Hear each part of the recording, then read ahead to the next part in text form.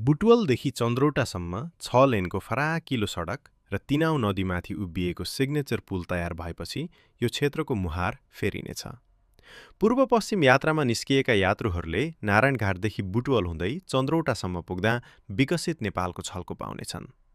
सडकका विभिन्न ठाउँमा ओर्लेर सेल्फी खिच्ने, हरियाली जङ्गलहरूका दृश्य कैद गर्ने र विश्रामस्थलहरूमा सुस्ताउने अवसर पाउँदा यात्रा रोमाञ्चक हुनेछ। साँझ परेपछि बुटवल पुग्दा सिग्नेचर पुलको आर्क र तारहरूमा जडित झिलिमिली बत्ती तिनाउ नदीको सतहमा परावर्तित हुँदै आकाश र पानीलाई एउटै क्यानभास बनाइदिनेछन्। पुलको तल बनाइएका चेक ड्यामले नदीलाई शान्त तलाउझैँ बनाउँदा पानीको सतह ऐना जस्तै चम्किनेछ।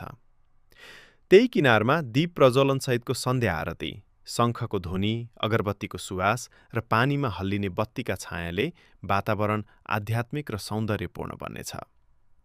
रात बढ्दै जाँदा नदी किनारको रात्रिकालीन बजार जीवन्त हुनेछ। क्याफेबाट आउने कफीको सुवास, कलाकारहरूको मधुर सङ्गीत, पैदल मार्गमा टहलिँदै गरेका परिवार र पर्यटक छ्यापछ्याप्ती देखिनेछन्।